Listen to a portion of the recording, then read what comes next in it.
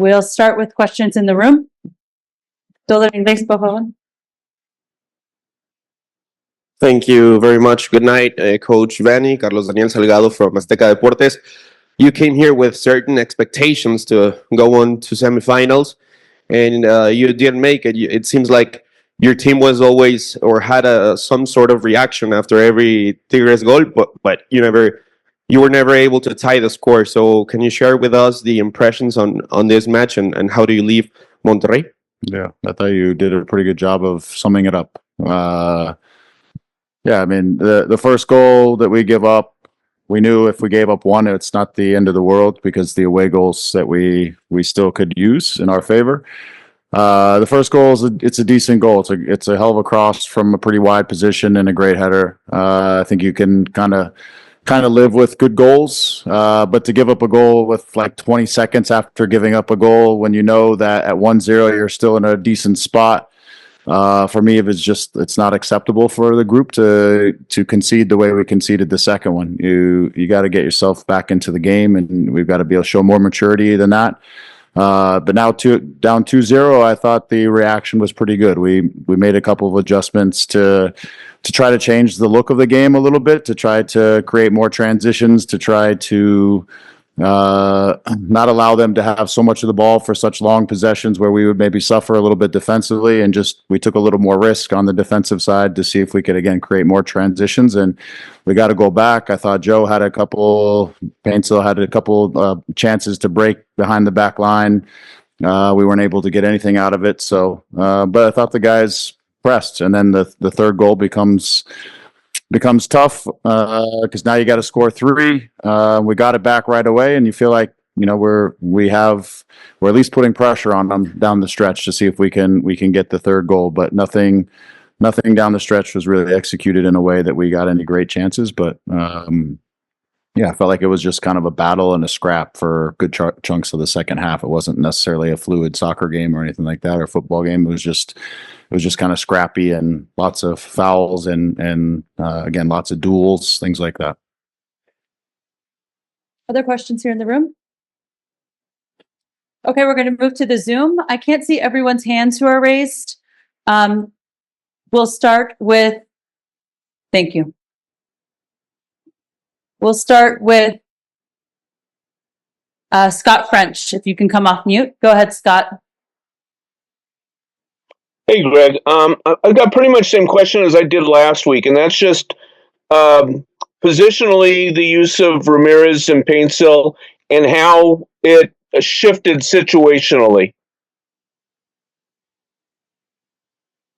Yeah, I mean, Joe played a little higher, almost like a second forward. Didn't always stay there. He was pretty busy and going to different parts of the field, which I think didn't always create the scenarios that we were looking for, but his mobility, especially in transitions, was useful for us in stretches of the game where we were able to again be direct and get him running and getting him behind. But because he's not necessarily a true forward, I think he doesn't show like he's not super patient staying up in those pockets. He's moving around, which kind of led to the game being, I think, a little bit more, not just for him, but a little more transitional and a little bit more erratic, if you will, not just because of Joe, but because of us being able to settle the game down and establish the right positions to be able to create uncertainties to keep possession. So once we kind of recognized that was the case, then we shifted the way we defended it. We weren't sitting in our structure and trying to be more calculated. We shifted and went to just kind of getting to man as early as we could and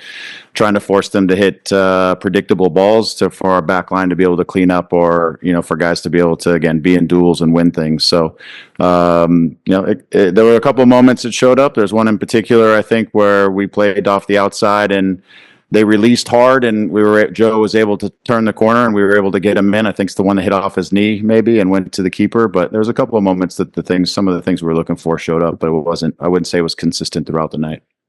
And with Christian, a little over towards the left, sometimes almost not quite wing, but leaning that way. No, not necessarily. Again, the wing. It was more about it positioning with almost like two forwards. But again, it all depended because the game didn't settle down a lot in stretches. The game was pretty transitional, again, because of the way we defended and because when we forced them to play predictable balls or things that we were winning, we weren't necessarily very clean at playing out of those situations that were turning into more transitions. And so the game didn't settle down a lot, especially in the second half. I thought it was, again, I didn't think it was as smooth a game as maybe we were envisioning initially. But yeah, I mean, again, the guys were kind of trying to adapt inside of what they felt like the game was demanding, and where they felt like they could hopefully create some opportunities. Thank you. Thank you, Scott. Our next question will go to Alex Ruiz. Hey, Greg. Thank you for your time. Obviously, those first 10 minutes, you guys go down 2-0. Did you feel like your team maybe was caught a little off guard due to the occasion, the atmosphere? If so, do you think that there's still a level of, I guess, maybe maturing for the squad to do when it comes to these big games? Thank you. I don't think we were at all caught by the surroundings themselves. I thought we were super naive, and after we gave up a goal, a lot of times you give up a goal, it's an emotional boost for the opposition, and they came pressing right off the kickoff, and we were super naive trying to play into the midfield and very casual, and it created a turnover and scored the goal. I don't think it had anything to do with the environment. I think it shows our immaturity at times that has hurt us throughout the course of the season so far.